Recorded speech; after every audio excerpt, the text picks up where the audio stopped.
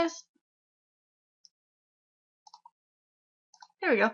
Hi guys, this is Morgan here for MindofMyrddin.org, and I am recording a series of Pauper 2-mans for a couple of reasons. First, I am not going to be able to be streaming tomorrow at 7 like I usually do. That's Tuesdays at 7, folks. Tune in, because it's a good time, usually, unless there's Christmas Eve things to go do. So, there's that. And for another reason, Wizards of the Coast is just terrible at supporting Pauper right now. And so 2-man queues fire rarely, and it's a bit annoying. I am playing Monoblack control. This entire deck cost me about 20 tickets, maybe less, and it's a lot of fun. It's basically removal, card draw, and game-winning corrupts and Grey Merchant of Asphodel triggers. So I'll start out with the mana base. The mana base is 23 lands, 3 Barren Moors, 20 swamps. I tried playing with 22 swamps, or 22 lands total, and it just didn't work. Barren Moor is typically cycled, however, it can be played. I mean, the only thing that it really affects is corrupt, and when that matters, you're probably losing anyway. I'm gonna be honest. And so that's the mana base. The core win conditions are Grey Merchant of Asphodel and Corrupt, like I said. Corrupt deals damage equal to the number of swamps you control to target creature or player. The target creature is important because there are times when you're just so far behind that you can't corrupt to win the game, but you can corrupt to keep yourself from dying. And Grey Merchant of Asphodel, it just came out in Theros. It makes this deck really, really good. When it enters the battlefield, each opponent loses X life, where X is your devotion to black. You gain life equal to the life lost this way. And that actually has some interesting interactions with this deck. For example, Deadweight becomes a little bit better. Deadweight is an enchantment where enchanted creature gets -2/-2. It's slightly worse than Disfigure in my opinion, because Disfigure is instant speed, and usually when you're killing something, it's a Delver of Secrets or a Kiln Fiend, and instant speed is very useful, which is why they're in the board.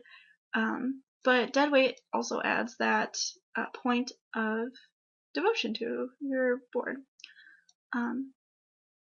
We also have Kumbaji Witches, another source of devotion.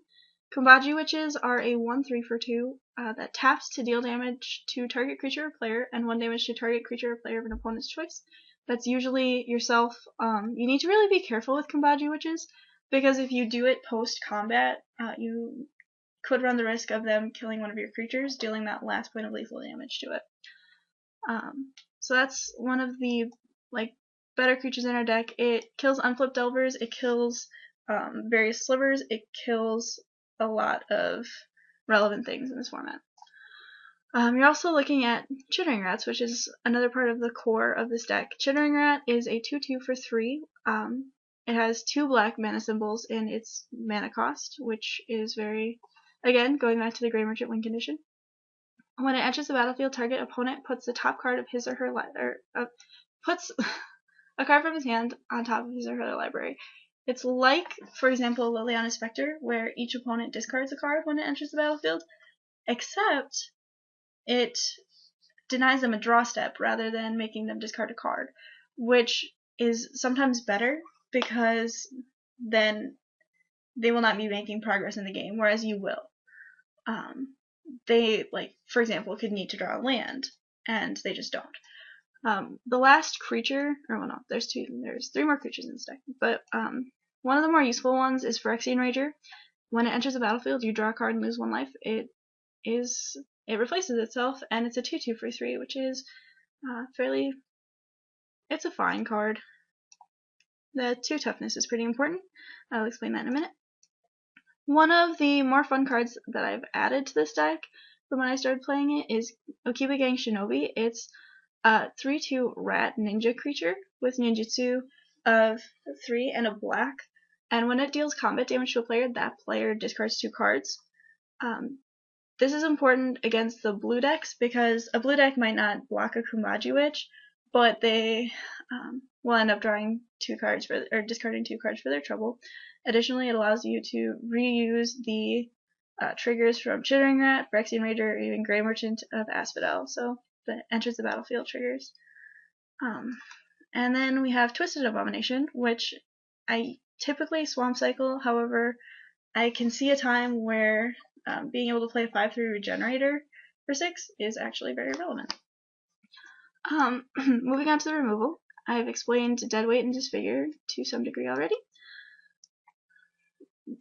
There's also Guess Verdict and Victim of the Night. I've been considering adding another Guess Verdict in because without Guess Verdict we are just cold to Boggles, so that's another option that I can consider either adding to the main board or adding to the sideboard. Guess Verdict, target player sacrifices a creature and loses a life at instant speed. Victim of the Night is destroy target non-vampire, non-werewolf, non-zombie creature for 2 black at instant speed. And pretty much the only zombies I've seen are in Grey Merchant of Asphodel decks or Tortured Existence decks, and Tortured Existence decks are pretty rare, so Victim of the Night kills an awful lot of creatures. We have Tendrils of Corruption as a 1/of because it costs 4. It's still instant speed though, which is nice. It deals X damage to target creature and you gain X life, where X is the number of swamps you control, so it's kind of like a mini corrupt. The life gain, I include it because the life gain is nice to be able to use. However, if Boggles becomes more of an issue for me, I'll probably replace it with a Guess Verdict. And then our last one is a Pseudo Sweeper. At the beginning of your end step, if no creatures are on the battlefield, sacrifice Pestilence, which is an enchantment. You can pay black to deal 1 damage to each creature and each player. So this is very good in our deck because creatures like Grey Merchant of Asphodel and Kumbaji Witches have very big butts. What that means is I can Pestilence for 3 damage at the end of turn, and I'd still have Grey Merchant. Pestilence is good at not only removing creatures, for example, Slivers, from the battlefield, but also dealing incidental damage to control decks. And this is very important because control decks, if they don't have a way to gain life, for example, Sylvok Lifestaff, they're going to have a very hard time dealing with taking 2 damage a turn, and they're not putting that much pressure on you because you have Grey Merchants and Corrupts. And then our last piece of removal is also an enchantment. It's the black version of Journey to Nowhere, except it has 2 black mana symbols in it, which, again, Grey Merchant of Asphodel, pretty good. It has a lot of text, but basically what it does is it exiles a creature when it enters the battlefield, and that creature, if it had any counters or auras attached to it, will enter the battlefield with those auras or counters on it if Oubliette is removed. I've had it removed once, so very, very good card. Sign in Blood is here because it's very efficient. You draw 2 cards for 2 mana, 2 life. And generally, if you are on the draw, you do not want to fire one of these off on turn 2, even if you have nothing else to do, because you will have to discard. It seems like an okay thing to do, but honestly, don't even try it. You probably have plenty of cards in hand. And then a 1/of Duress. Target opponent reveals his or her hand. You choose a non-creature, non-land card from it. That player discards a card.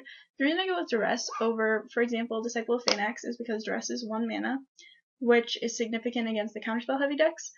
And the reason I chose non-creature spells is because I'm more worried about having to fight through mountains and mountains of counterspells rather than creatures, because as you can see, I have quite the sizable removal suite. And we move on to our sideboard. So our sideboard is kind of interesting right now. Befau, I've never actually played. I've never actually cast. The rest of it is pretty easy. Befau, destroy target land or target non-black creature. It can be regenerated, sorcery speed for 4 mana. And this is for the Tron matchups. Because after Cloud Pulse was banned, Tron became a thing. because the Tron pieces are commons. And so if this can keep somebody off Tron on 4, that seems pretty good. Although, like I said, I've never actually cast it. It might just be taken out for a second guess verdict.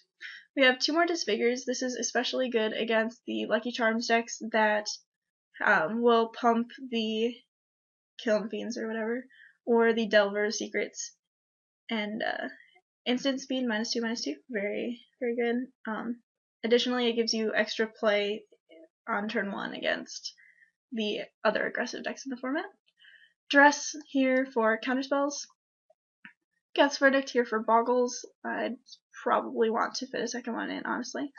Nihil Spellbomb is here because there are a couple of combo decks in the format, or decks that, like Tron, who basically recurs Vanguard Marauder over and over again to gain a lot of life, that I want their graveyard gone.